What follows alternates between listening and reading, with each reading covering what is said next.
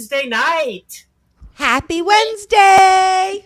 Welcome to Living Out Loud Live. I'm Vicki, middle-aged transgender woman, and congratulations, you just received your acceptance letter to join the Transgender School of Feminism and Bitchcraft. Whee! Welcome! As you can see, we're all wearing our school robes, our class, for our uniform this evening. Tonight we're going to be talking about a very requested topic, which I'll tell you exactly how it was requested towards the end. But we're calling this episode the TERF Wars, or also known as why the trans community has an issue with J.K. Rowling.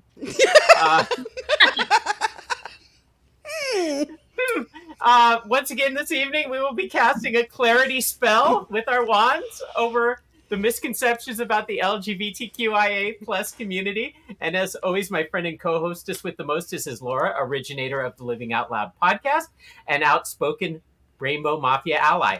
Together, we are the queens of the overshare, especially in our own house. And officially tonight, we became just Living Out Loud Live because we're making a very important change, right, Laura? We sure are. I am so excited to make the announcement. Yes, tonight we are officially becoming a trio. Jaime is officially joining our posse! Yay! Yay! Also, can you put the wand down? The clap that was heard around the world. Yeah, we've had so much fun with Jaime that it made sense to just be the three of us and move forward. And yes. Yeah. As everyone knows, Jaime is very well known in the LGBTQIA plus community as an activist, and particularly for transgender children. She was featured in and performed in drag in the part 2 season finale of season 3. We Are Here on HBO. Not HBO Max, as my husband told me, that is no longer a thing. It's just HBO. It's just Max actually now. It's just okay. Max. It's not the HBO. Oh, crapola. Whichever one it is, I'm not good at this. Jesus. I'm not even good at TV network names. However, Jaime is the amazing mother to the amazing, wonderful Dempsey, a very fiery young activist of her own, and what I like to say, our next future president. She will be Madam President one day. I can just see it. So welcome, and thank you so much for your wit, wisdom, and friendship as always. Absolutely. I'm so honored to be with the two of you. Well, I've been very happy to have met you through Laura, and I know we're becoming friends, and Absolutely. It's just so much fun on Wednesday nights. And to all of you joining us that we will forget about, trust me, we just start talking, we forget about people actually being out there watching us. Sorry, but it's true. We have so much fun. We just can't help it. We do. We just very true. For all of you joining us, or live or in replay, this is an opinion show. So you may hear some things you don't agree with. You can join the discourse in the comments section. We just block people that try to troll us, so don't do that. But tonight we know how to block. We have a ton to unpack. We are still splitting the controversial topics into multiple shows, so we can dig deep when we need to. We will try to push the stories along as gently as possible. It's a free-for-all. You're going to hear us jump in all over each other the way we talk at Ladies' Night Out at the Ladies' Night Out table. We are snarky bitches, so it's... But if you have questions or anything you want to put in the comments section, please join us, because we do monitor that occasionally. I do not do two things well, so I don't read and talk well at the same time. When you see my brain going, trying to do 10 things at once. All right. So are we ready to do this thing? We're ready. Absolutely. And here we go.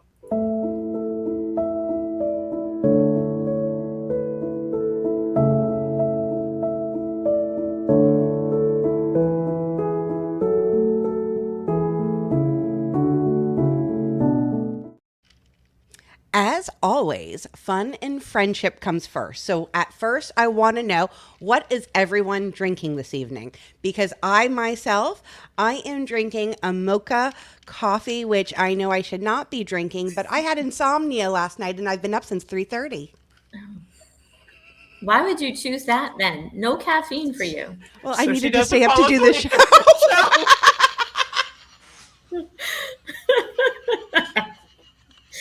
Oh, So she just called us boring bitches, Jamie. I know. Seriously, No, 90% all I do is sleep. I'm like Sleeping Beauty. So now we need the oxygen mask, and I need a little buzzer in the seat. Hey, Laura. A ray gun. What are you drinking tonight, Jamie? My usual. It's the end of a school day, so I have a glass of Sauvignon Blanc. I'm not a big coffee drinker because, I can't sleep and I have to be up at 5 and like I have to actually teach stuff. So yeah. Well, you have to be up ridiculously early. Like you have to get up at like what 5? I get up around 5:30, but I start teaching at 7:10, and so like it's really difficult because it's a drive-in and like kind of just acclimating to like driving and then getting in and then actually having to tackle like a lot of stuff, like heavy material. So it's like I kind of have to have my brain. So yeah, I try to get as much sleep as I can, but it doesn't always work out that way. Miss Vicky's, what are you drinking at the table tonight? I'm actually just having a Diet Dr. Pepper tonight because there is so much shit we have to get through in this episode. Like, turbocharged. Yes, I'm like, I mean, when I was doing the research for this episode, and I took women's studies in college, so long before I knew what I was, I still. And I'll be honest, I didn't take it because I wanted to. I took it because I needed to finish up my general ed, and that's the class I could get. Yeah. But I don't regret it because I learned a shit ton in that class. But going back and restudying this stuff, it really made me hate men all over again. Yeah, a lot. It's a big subject. I'm really telling you, all you have to do is watch some true crime documentaries, and you can learn really quickly to hate men. Yeah. Then you need to do a study course on it. But I will bring up, we were at a thing in Orlando this week. Yes, we were. We most certainly were. And here we are hanging out at the center's fundraiser. It was an 80s homecoming. It was pretty freaking amazing. Oh, it was great. It really was. Awesome. They had some great entertainment there. Yes, they did. Oh, yeah. Oh, the show was amazing. My legs were killing me. I haven't danced like that since my wedding, and I've been married like 20 years. Yeah.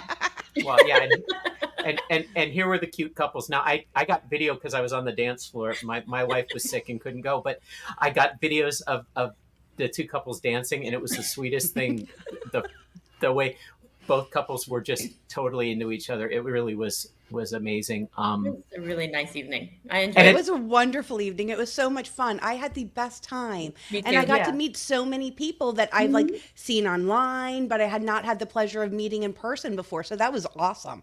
And then always getting to see like Andrea in person is always wonderful, and getting to see Jen. So anytime I can hug and put my arms around people that are fellow warriors like us, it really makes me feel good. It's awesome. It is.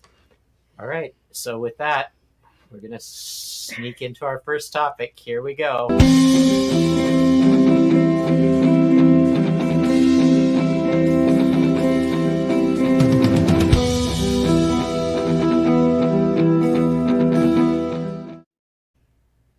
Okay, so tonight's first topic suggested by viewers is the argument, and I'm going to quote this.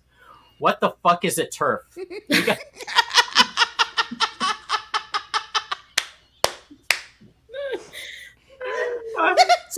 So trans exclusionary radical feminism, which will mean absolutely nothing to anyone unless we take a stab first in our first class at the School of Bitchcraft, A Brief History of Feminism 101 with our headmistress, Jamie. And so we're going to deep dive on as much as we can into almost how everything almost in society is a system designed to perpetuate the patriarchy and subjugate women. Okay. So easy there, Killer. We're getting way ahead of ourselves here. Yeah. All right. Well, let's talk about the history of feminism for a bit, right? So it spans centuries and has evolved through various waves, each focusing on different aspects of gender equality and women's rights, right? These waves usually defined by primary goals, the outcomes expected by the key proponents of the period. So the first wave of feminism emerged during the 19th and early 20th century and focused primarily on suffrage, the right to vote, and basic legal rights, really, to be recognized as a human being. Key figures here. You mean not livestock? Yeah, no, not livestock. Yeah, exactly. So the key figures here, which a lot of people will know upon hearing the name, you have Susan B. Anthony and Elizabeth Cady Stanton, which are huge, right? But as a history teacher and a feminist myself, I would be remiss not to add, and probably even highlight more so, women like Alice Paul and Ida B. Wells, who pushed the boundaries way further than the previous mentioned Anthony and Cady Stanton, who sought to, the previous ones, they sought to make kind of slow, consistent progress, but only for white women. They didn't want any involvement with Black women at all. Whereas you have Alice Paul, who picketed the White House, was beaten and jailed, held in chains. She was force-fed like raw eggs through like funnel tubing. She was just crazy after like her, hunger strikes. And then you have Ida B. Wells, who is an icon in her own right. She was an American investigative journalist, an educator, early leader in the civil rights movement. She was one of the founders of the NAACP. She defiantly marched alongside white women suffragists, even though many of them told her she needed to march at the back of the procession because she was Black. And so these women, for me, are like the true movers and shakers. I mean, because they got shit done, right? Because we all know that saying well-behaved women seldom make history. And, honestly, for the viewers out there, I highly recommend watching this historical film on the subject. It's called Iron-Jawed Angels. It's got Hilary Swank in it and Angelica Houston. Watch it. Seriously, you'll thank me. The major accomplishment of this wave included women gaining the right to vote in several countries.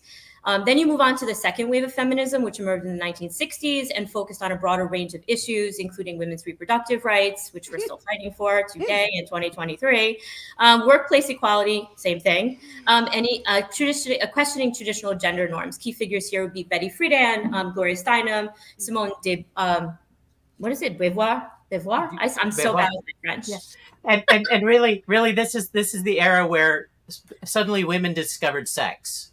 Yes. Because up until this point in time, all babies were born immaculately. Exactly. Which I think some people still think actually is true. So, anywho, all right, this wave led to establishment of women's studies programs, which Vicki was just talking about, which she took, increased awareness of domestic violence and sexual harassment, and gave women more choices for their reproductive rights. The third wave of feminism emerged in the 1990s and early 2000s, which included intersectionality, inclusivity, and diverse perspectives within feminism. Critical to this wave were embracing differences among women, including the issues of race, class, wider ranges of sexual orientation, and gender identity. This was feminism rolled out more globally, using media to better promote the core principles and addressing them with a wider range of women, in the population. The fourth wave of feminism, which is where we are today, is the digital age, of course, a time of social media activism. Some would say almost the elimination of gender norms, and a stronger promotion of women's rights. Focuses include online activism, body positivity, reproductive justice, and combating sexual harassment, assaults. This wave continues to fight the good fight towards intersectionality and seeks to amplify marginalized voices. Where these waves are supposed to coalesce in is to aim to the challenge and dismantle the patriarchy in order to achieve gender equality and justice. The patriarchy refers to a social system in which men hold a disproportionate amount of power, influence, and authority in various aspects of society, while women and other gender minorities are often marginalized and oppressed. The system is characterized by gender-based inequalities and norms that reinforce traditional roles, limiting opportunities and freedoms for those who do not conform to the norms. Trans exclusionary radical feminists, or TERFs, which we are talking about tonight. TERFs are a subset of feminism that exclude trans women from the category of being real women, based on the belief that only individuals born biologically female can be women. Only biological reproductive part assignment determines gender, according to TERFs, and that gender identity itself is a myth. So TERFs oppose transgender rights and inclusion in their safe spaces, particularly trans women in their bathrooms. They resist policies supporting transgender individuals and are constantly hypercritical, of gender-affirming medical treatments and procedures. And for me, this draws a parallel to the early suffragists who did not acknowledge the intersectionality of both Black and white women trying to gain the right to vote at the same time, as well as the intersectionality of immigrants women's struggle too, because they also fought like hell. Or I dare even mention, Martin Luther King Jr., who fought for civil rights for African Americans, only to insist that his right-hand man and primary organizer and leader, Bayard Rustin, who was an openly gay man, he literally told him, it is not the time to push for gay rights, along with civil rights for Blacks. It's not the time, right? So this, to me, I feel like intersectionality is such a common theme here, or lack thereof, so present even today, and especially with TERFs. So now it's important to note that TERF viewpoints are hotly debated and not widely accepted among feminists, myself. Very small not population. Me, no. And TERFs themselves get a lot of criticism for their exclusionary nature, and many feminists and LGBTQIA+ activists consider TERF ideology extremely harmful to transgender rights and gender equality. Intersectional feminism is the direct counterpoint to most TERF. I hate that word. That is the hardest word, but it's the most important word. Notice Vicki did not give it to me to try to say. And paints a picture that the various aspects of identity, which can include gender, race, class, sexuality, in short, the wholeness of the human female experience is interconnected by different forms of oppression and seeks to be more inclusive, especially to marginalized individuals. So intersectional feminists acknowledge and try to support transgender and non-binary people, and that they are an integral part of feminism, and try to highlight that transgender people face struggles against both the traditional gender-based discrimination and transphobia as well. Because being an intersectional feminist in our shared world means every body matters. Yay! Yes. And again, TERFs are just bigoted transphobes actually helping the cause of the patriarchy.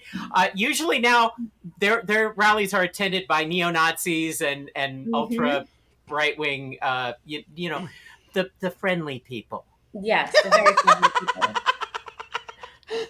Yeah, I wish I could wave this wand and make them friendly. But yeah, they do very little to actually talk about the issues of feminism, but they do generate a lot of hot air and bullshit. I have a different take on this. I feel like they are the arm candy for the patriarchy. I just feel like these women have been given permission by their husbands.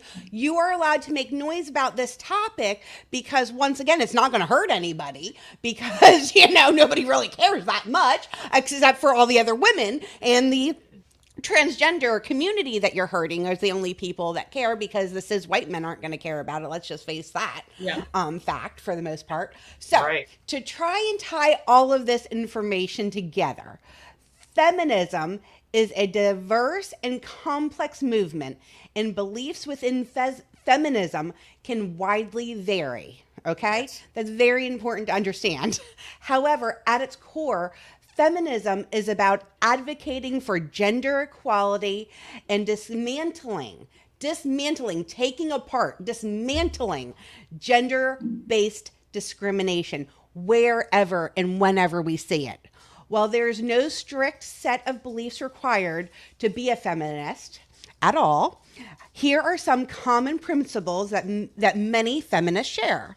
First, belief in gender equality. Not too hard to believe, right? Feminism centers on a belief that all genders should have equal rights, opportunities, and treatments regardless of their gender identity. Right. Opposition to sexism and discrimination.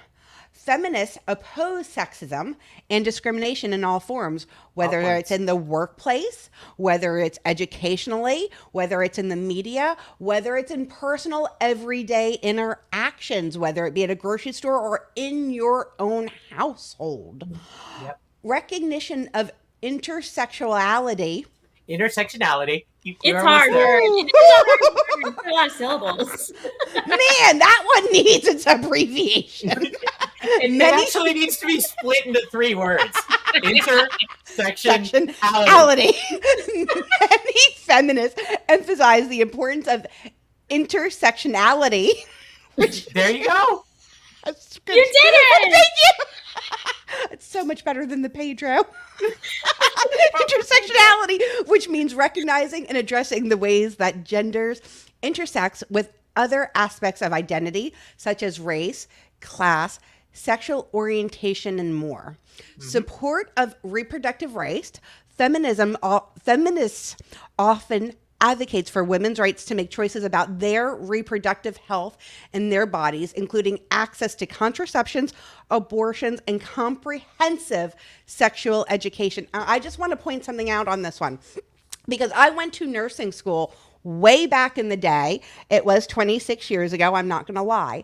However, sitting in a classroom full of adults in nursing school, to have more than one woman surprised that there was more than 2 holes down there, they thought they urinated and menstruated from the same holes. That was our public education system at work. I'm just going to tell you that I was shocked and floored is all I have to tell you. Sorry about that. Our sexual education in our schools sucked to begin with, and we're not doing any better at it. I missed it altogether. I moved down. New Jersey, they did it in 1 year. Florida, they did it 1 year. Intersected, I never even got it. Challenging gender norms. Feminists challenge traditional and harmful gender norms that reinforce stereotypes and limit people's potential based on their genders. Promotion of consent and consent agencies. Promotion of consent and agency. Feminism supports the importance of consent, bodily autonomy, and agents in all aspects of life, particularly in context of relationships and sexuality. Yeah, just because you're married doesn't mean you're somebody's property. Exactly. No. That's I got married 29 years ago, and we did not have obey in ours. I even that long ago thought that was the rudest thing, and I got married at 17, and I was not going to obey anybody. I was nobody's dog. That really bothered me. My dog doesn't even obey me. Right? Yeah, neither does mine. Advocacy for equal pay and workplace equality. Many feminists work to close the gender pay gap and ensure equal opportunities for women in the workplace. An acknowledgement of systemic oppression. Yes. Feminists often recognize and work to address systemic oppression and structurals that disproportionately impact women, especially women from marginalized communities.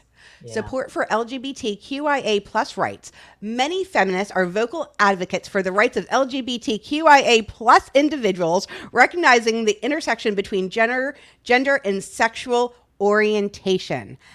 Active in advocacy and solidarity. Being a feminist often involves actively advocating for change, engaging in conversations about gender equality, and standing in solidarities with others who are marginalized due to their gender. Now, there's one thing you said earlier, that there's that old quote that says, well-behaved women rarely make history. I would like to alter that one a little bit. Okay. And I like to say it is, well-behaved women rarely cause change. I would give a damn if I changed history or been known for it. I just want to help make that change. Yep. So that is what I'm going to say. Well-behaved women rarely make change. Teacher's pet much, Laura? Equality and all. All right, so here ended the brief half-hour introduction to the TERF Wars. Now we can get on to the main shit of the evening. And if people do not understand how much research goes into this, because we do give you actual factual information. Yeah. So, unfortunately, it's not always in the way I speak. All right, here we go again.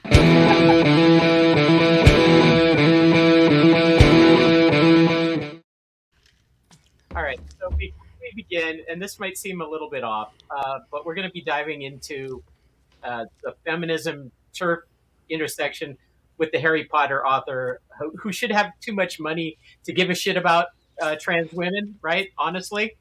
And she's worried about safe spaces like bathrooms when she is probably one of the most protected billionaire bitches on the planet. Just saying. Well, she didn't care about safe spaces in the bathrooms in the Harry Potter books that she wrote. Yeah, it's gonna be a fun show. Sorry, sorry, But I watched those movies. but I'm gonna put you two on the spot ahead of our main subject, because I've answered this for myself, but really I need you to kind of answer this for people that aren't transgender. Why do I qualify for a seat? Why do me qualify for a seat at this table? And I'm very curious about your thoughts on the matter. So for me, you qualify for a seat at this table because you are a woman. So I don't exclude anyone. And so for me, how you identify is how you identify. It's the same with my daughter, and how she identifies. So I Yeah, absolutely believe that you should have a seat at the table. Sometimes I feel like, actually, a lot of times I feel like you should have a more important seat at the table than someone like me, because I feel like I do have a lot of privilege being a cisgender white woman. And so I feel like a lot of times we should kind of not, it's not that I don't feel like we should speak, but I feel like sometimes we should pass the mic more, which often I feel like people don't do. So, and that's my thoughts on it. And I'm going to change that a little bit. So why do I think that is because I see you and I don't care who you are. I see a heart and I see anybody that is willing to sit here and talk about oppressing other people, whatever it be, whatever bodily anatomy they were born with. I might have been born with a bad heart. Does that mean I don't get to play? I mean, you know what I mean? So I just think that talking about genetics or a way that you were born, when there's things that we do to change it all the time. I was not born blonde, I can promise you that. And I did not have this beautiful eyeshadow on when I was born. yeah, But what I believe is that Jamie is right, and I have more privilege than Jamie. And I think one of the biggest things that we need to do ourselves is recognize our privilege, because I am the mother of a trans adult. So my daughter is Ruth, who is going to be 24 coming up. She is not a child. I'm not at risk for somebody coming into my home to remove my child from me or remove any other children from me. So I have a privilege. And there are some times where I 100% agree that we should be passing the mic more. And that was part of me trying to make sure that I was not being, what was that word that I tried? I kept saying it. Imposter syndrome. Imposter syndrome. But at the same time, I know that there's sometimes where people have to take some of the stones. And if I can take some of the stones to give some people some cover for a while, I'm willing to stand up and take some stones. I got a broad back. I can take it. I can take those. So that's why I think you deserve a seat at the table and why you are here, because you're a person with a heart that matters and you're willing to be there for other people. And that basically gives you that right. And I mean, yeah, and to even piggyback on that, I also think, it's one thing, I have a transgender daughter, but I myself, I'm not trans. So I can advocate for her all the time, but I will never truly know what it's like to be trans because I'm not trans. So for me, the most yeah. valid perspective is yours, because I can only experience my experience. And so I'm limited in that.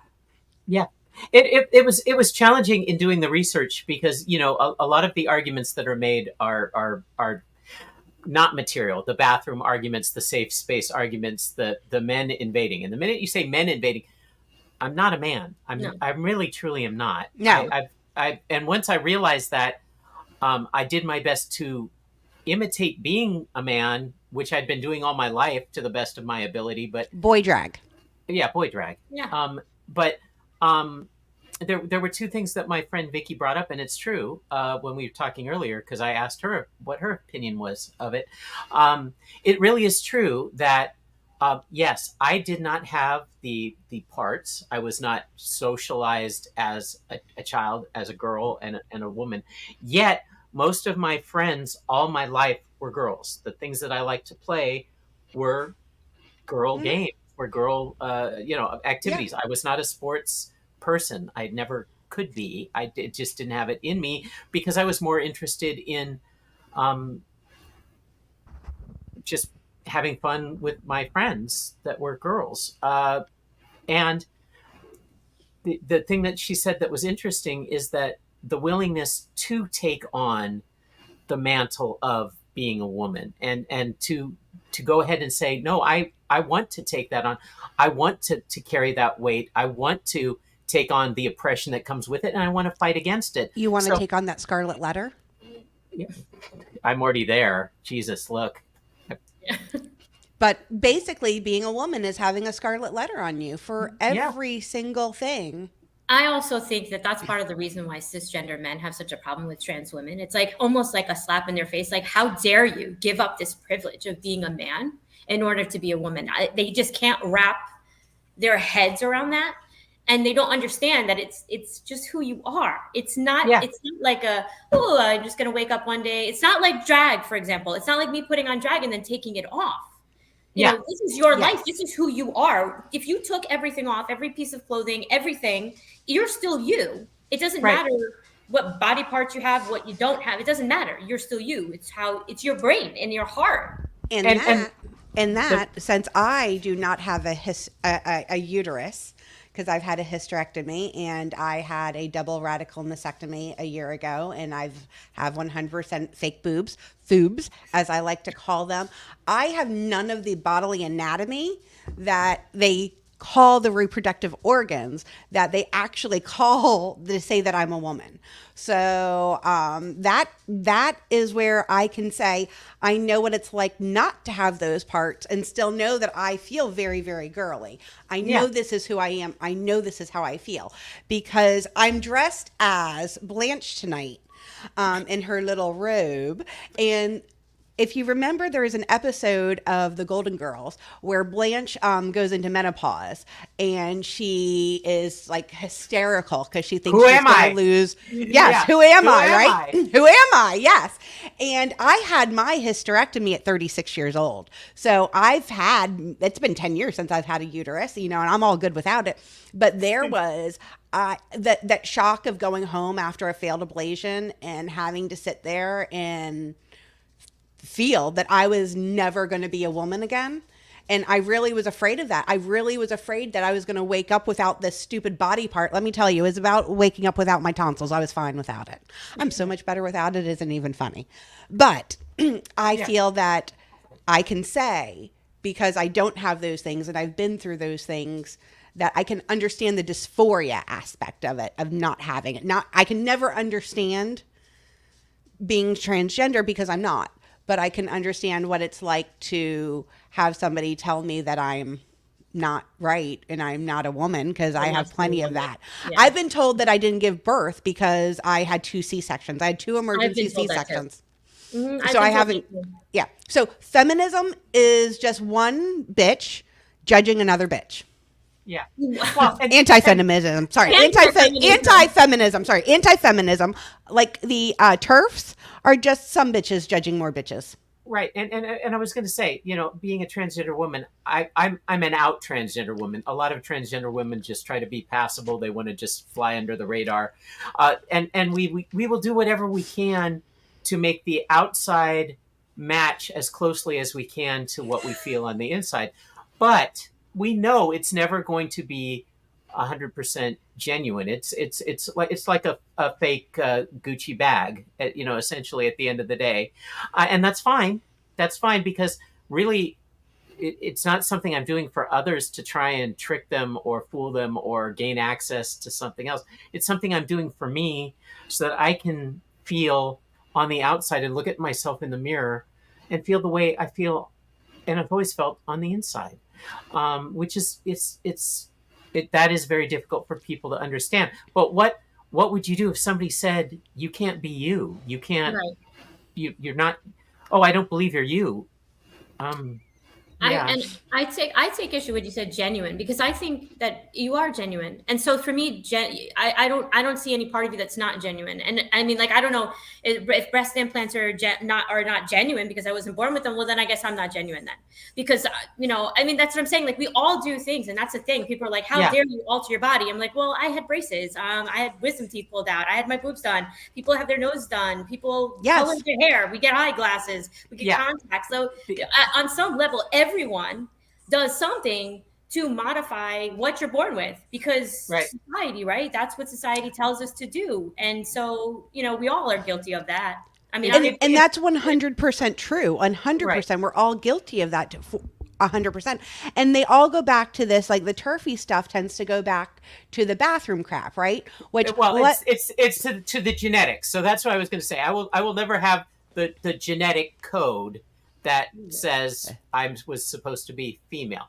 Now, we talked about this in the first episode when I went into my whole dissertation of genetics. You had 960 genomes that basically are a really compressed family history of your father that need to mix with the over 100,000 genomes that the mother provides, that somewhere in the neighborhood of 33,000 are what make your brain up.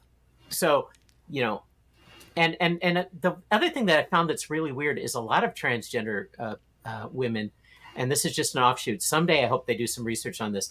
They've found that when their baby was in the womb, that they were sure that they were going to have a daughter or a son. And then when it came out something different, it was a true shock, because I think there is some sort of understanding passing of genetic, coding back and forth. I knew I was different from the very beginning. My earliest memories, I knew something was wrong. It took me years to figure it out. And I have great regret in the amount of years that it took to figure it out, and the pain that caused other people. But it really was just who and what I am. And so I'm not doing this because I want to walk into a women's bathroom. As a matter of fact, I was at Halloween Horror Nights as part of the press on Friday, where they put us in a soundstage, and they had a 4-stall women's bathrooms for over 200 female journalists. So I was waiting in line, and some women did give me the death stare. The lady behind me, fortunately, very funny. She says, look, I don't care as long as you wait in line with the rest of us," which I thought was... Yeah, exactly. Like, just wait your freaking turn. What does it matter? Yeah, just don't cut the line, bitch. I'm good. Yeah. The thing about that, Vicki, though, is, I don't. You see, I guess I see it from a different standpoint. I see it from a mom who's, my Ruth came out at 18, right? Yeah. So my Ruth was already an adult when she came out. So I had a child growing up that was pretty miserable, that was always unhappy. I mean, really, honestly, was an unhappy child. And I did think because she had an older sister, she just played with everything her sister played with. I will tell you that. So I never put much thought into that, just because I just figured you were doing whatever your sister was doing. But I will tell you that I have a happy daughter. My Ruth is happy. I have a happy kid. I mean, as happy as she's gonna be. I mean, she's still a Scorpio after all. Yeah. You also have to navigate everyday life. So exactly, and let's face it. Real thing for any of us. In society right now, it's not a great place to necessarily be. But she is so much happier being her with the misery. Yeah. And it's funny. It's funny because we do take that on. We know we are going to get what I call the ugly. We know we are not going to be passable in every situation. We know there's going and women in general, we meet up. There's the very quick up and down glance, the evaluation of, and it's not always a bad thing. It's not always judgmental. It could be just, oh shit, those shoes are really cute. Yeah. That's a neat outfit. Oh, nice makeup. It doesn't have to be judgmental or bad. It's just we are used to very quickly categorizing things based on what we see right in front of us. Now, when I see there's always some sort of facial tick that is like, disdain that you just can't hide. then I'm like, okay, well, this is going to be one of those interactions. Here we go. But I mean, for me, like I know, like when Dempsey is when she was really little, and like if she was first going through like social transition, you know, we would go out and her hair was still short. I mean, she was always dressed in girl stuff, and you know, we would sit in restaurants, and I would be like, Dennis, you know, like they're looking at her, they're looking at her. Like I was like so hyper sensitive to like everyone around me that I think Dennis was like finally at some point like just stop it, they're not even looking, like you're making your sheet. And then Dempsey would feed off my energy too, because I would be like all like, oh, we got to get out of here, like, you know, someone's gonna say something. And you know, 9 times out of 10 it was just my own insecurity, because I was uncomfortable, because I was like, I just don't want somebody to like pick on my kid or like hurt her or say something nasty. And then once I kind of got over that, like, and it took me a long time. It wasn't something that was like overnight. Like it took some time. And now it's like, if you're looking at my kid, I'm like, it's not because she's trans, it's just she's fucking awesome. Like she's so, beautiful. She's gorgeous. She's beautiful. She's gorgeous. I honestly look at Dempsey and go, there's the future. There is really the future, because they will see that picture of her walking to the White House. That picture. That's one of my favorites. I just love that photo. Chanel suit, her little tweed suit. That was awesome. That was like my favorite, and she is very much Miss like Dempsey goes to Washington. Yeah, she doesn't know. She doesn't live her life.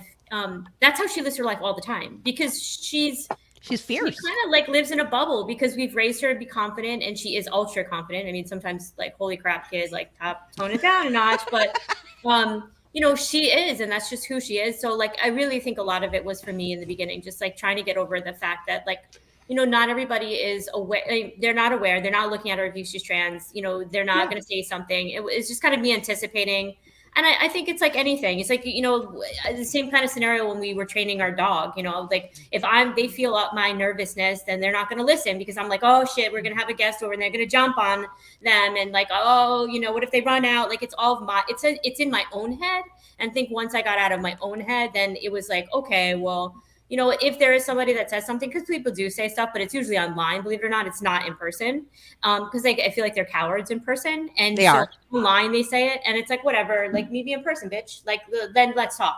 But, you know, I think less now that I have less stress and anxiety about it, because I'm not you know, not that I'm saying you're overthinking it, Vicki, at all. It's just, I just like, you know, some of these people, it's just, they're not worth your time. And, you know, let them.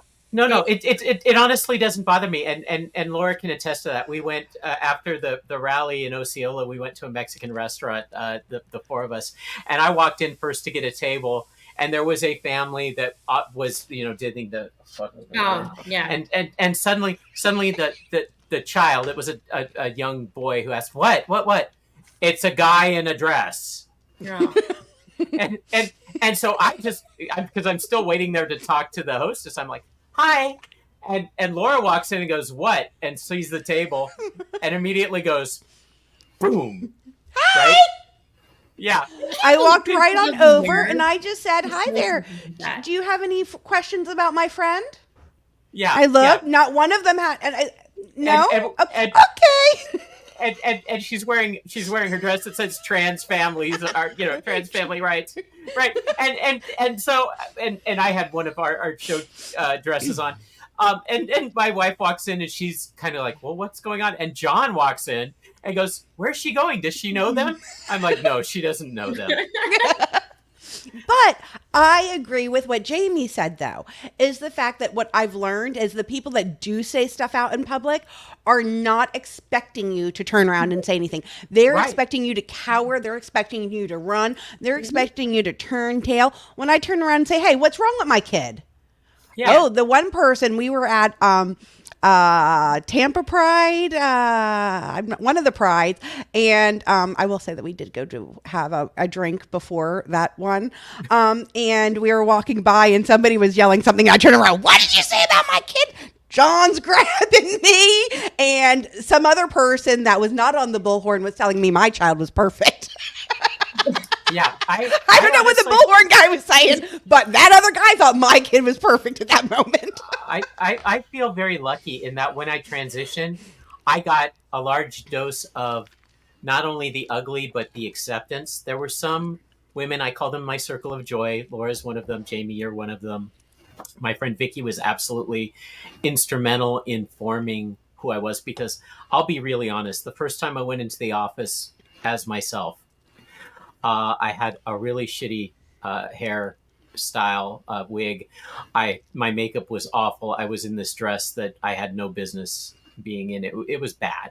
It was just all around bad. But it was a modern Lucille Ball is really what it was. A modern Lucille Ball. It was very not me, and it takes a while. You know, the thing that's weird is I'm going through a puberty at 54 years of age. Absolutely. Right? So, and I did say my age, so everybody knows I'm middle-aged. But I'm going through a second puberty. You know, parts are growing, things are shifting. My face is changed a lot. But it's really the mind, heart, body connection that matters more to me. I thought it was going to be all about the physical changes and feeling better and being able to look in the mirror. Honestly, that shit is nice. Yeah. But what's happened is I'm able to have friendships on a deeper level. I'm able to really be more empathetic to people. I'm able to be more calm and relaxed in situations and really deal with things a little bit better. But Vicki looked at me and I think she could tell that I was about to cry, because I knew it wasn't good. And she said, it's not the wig and it's not the dress, it's the attitude. And I took that lesson and had to apply it that exact same day at a very ugly situation later on. But that's shit that in my mind was, this is who I am. Fuck the rest of the world if they can't deal with it. And I really have maintained that. I've seen a lot of ugly. I've seen a lot of places that I knew it was going to be a little bit rough for me to be around. We've been in some barbecue places where there've been a lot of truckers and rednecks and a lot of people. And I actually had one come up to me and goes, "You're very pretty, you know that?" And I'm like, thank you. Thanks so much. I was telling Laura I got propositioned at Halloween Horror Nights. Somebody's like, he wanted a blowjob, and I was like, no, thank you. I'm lesbian. But Vicki, it has been welcome to the world of dick pics. Oh God, yes. Oh God, yes. You're one of us. Send like the memo to men. Nobody wants those. Like, I don't understand. Like, I mean, at least my perspective as a woman. It's not a turn on. No. Why do you think if nobody asks for your cock, do not send your cock? Oh my God. Keep the cock in the cage. Like, in the cage. I don't know. They're so worried about women doing things inappropriately, but you know how many dick pics I get? Yeah, I don't open them, and yeah, I don't. Yeah. It's like scary, and it's so amusing to me that they're claiming about trans women being a hindrance or a concern in women's bathrooms because there's no attacks. No, there's zero tax. But on top of that, for a woman to be comfortable, a trans woman to be comfortable to go into a bathroom right now, they're going to be passing up one side, down the other, pretty much, or they're fucking holding it. Oh, I do it. I just, Yeah. if I gotta go. But you see, I into a think men's room where but I'm you gonna see, get the shit kicked and out this of is me. the thing that I will tell you, and I've said this to Vicki many times, and I will say it till my dying day at this point. You know, having a transgender child and then getting chronically ill has made me such a better person, because I can honestly say I have a lot of trans people in my life, and the last thing I think about when I think about them, when I hear their name, is the trans part of it. Like, I know you're trans, but you're just Vicki to me. My friend Mercy is just Mercy to me. My friend Amy is Amy to me. My friend Andrea, I'm working on saying it the way she likes it to be said. And not Andrea, but Andrea. I'm working on it. You know, that's who they are. That's who you are. So I don't. Yeah. I But don't. I think also too, we have to give some grace to people who are just learning, because I Yes. feel like for us, like, yeah, I don't think of trans people. Like, I don't immediately think of, oh, they're trans, so they have Right. different genitals. I don't think that. But I think a lot of people do, because it's what separates you. It's what makes you different. It's the same with, Honest to God, the genitals don't matter. I'm yeah, telling you the exactly. truth, especially when you're on the hormones. No. There are some wonderful things that come with being on the hormones Yeah. about not dealing with testosterone and some other things that we'll get into in other shows. But yeah, I feel like it's the same, you know, when people be like, "Oh, my gay friend," it's like because you're thinking of them as gay, because you're making gay the thing that sets them apart. And so The really, it's adjective. just my friend, and that's why I often say about Dempsey, like, people are like, "Oh, you have a trans daughter." I'm like, "Well, I have a daughter. She just happens to be trans. Like, it's just one thing about her." Like, you know. Mhm. So, like, to me, it's not about Dempsey's transness that makes her her. It's just right. she is, you know, and she just happens to be trans, like, whatever. And so I think, but that comes with being exposed to the community and being in community with people. Yeah, that that's you what- start to see past that. I know I did, because I didn't know any trans people. That's what I'm before. saying. That's why So- literally, that's what made me a better person. It made me. It forces you. It made Yeah. my roller coaster ride much, much quicker. I no longer got to go on the "It's a Small World" little slow boat, or you Yeah. know that one. You know, I had to go on the speedboat or whatever we want to call it. But it definitely. I mean, I think it I definitely encourage forces people you, that. but it if there's- doesn't.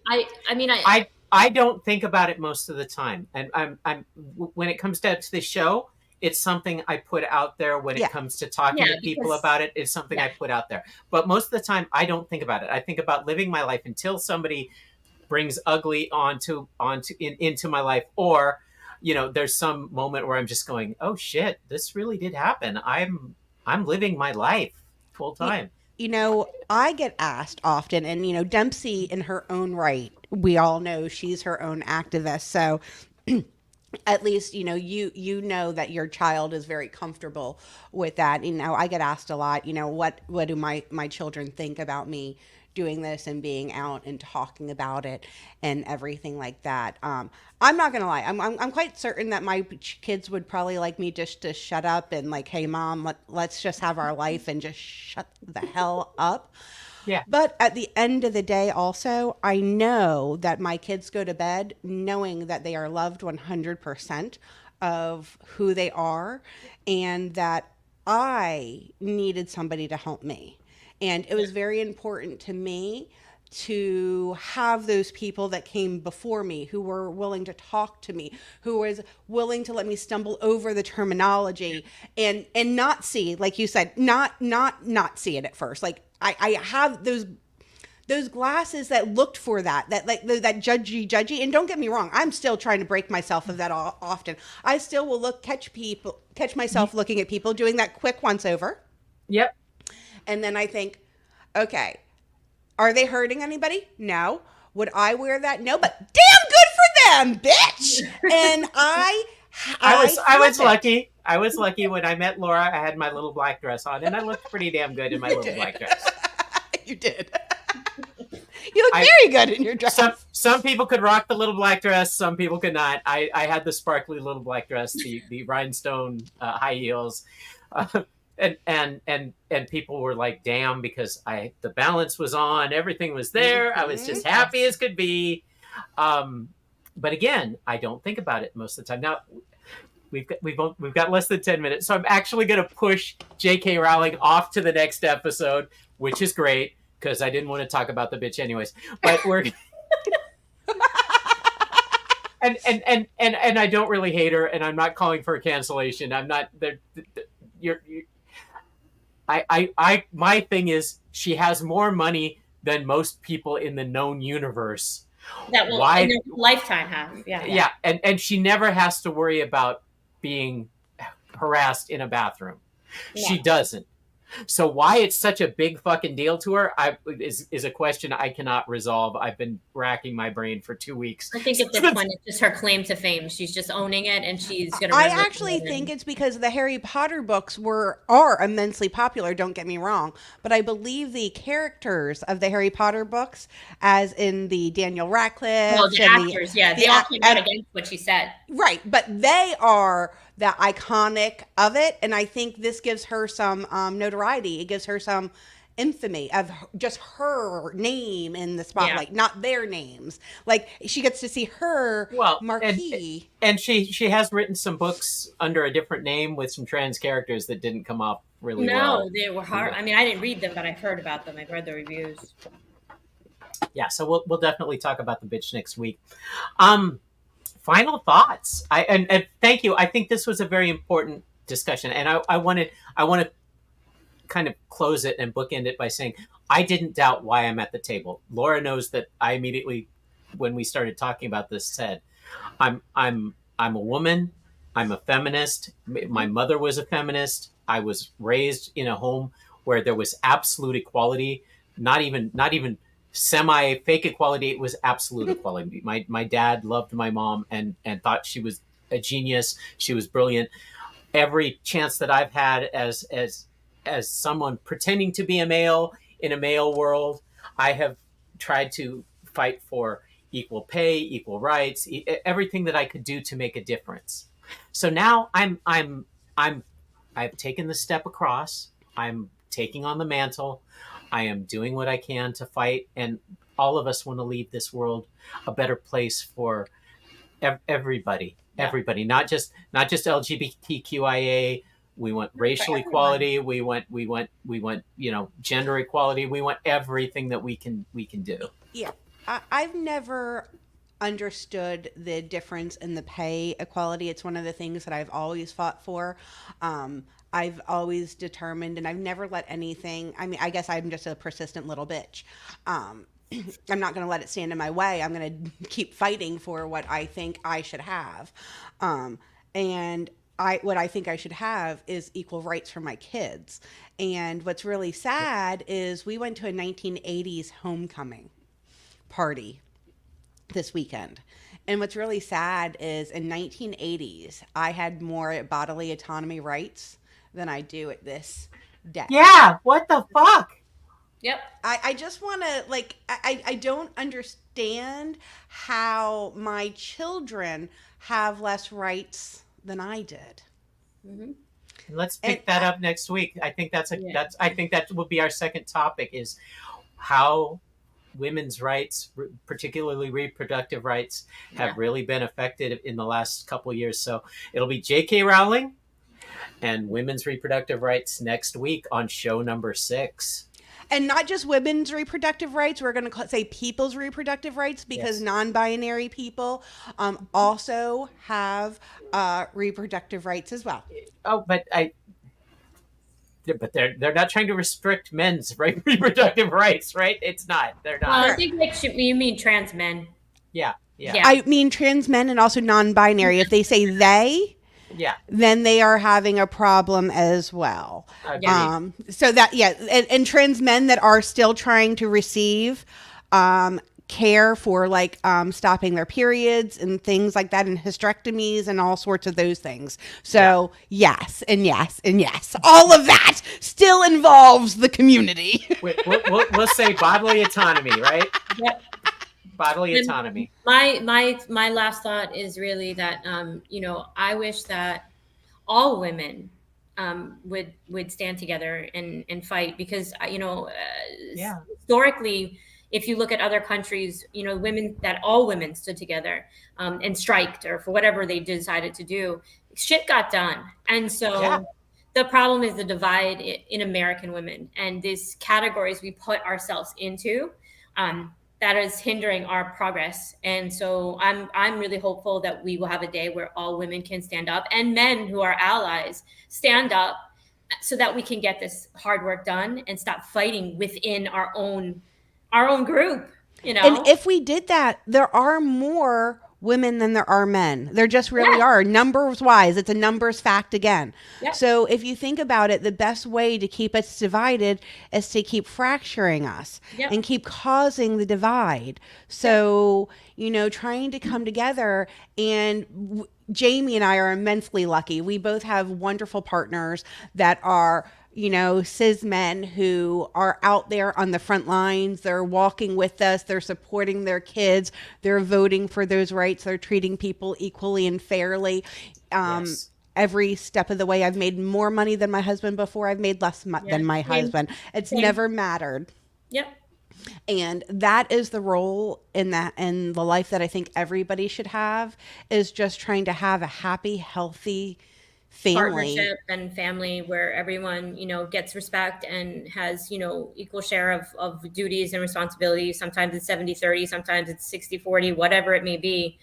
And that you live your life fulfilled. That's all we want. I mean, as human beings, that's what we all want. We want to be happy. Respect should always be equal. Everything else, Absolutely. you divide up and deal the best you can. But respect should always be equal. Yeah, All right, so we're going to be back next week. We really are going to deep dive into this. I think we're on to something here. So we'll see everybody next week for episode 6. Bye. Bye. Bye.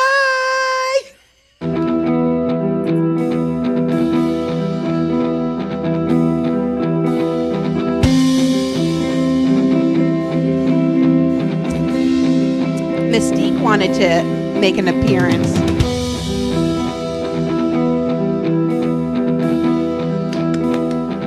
You kept us on time and everything. Good show. That was a great show.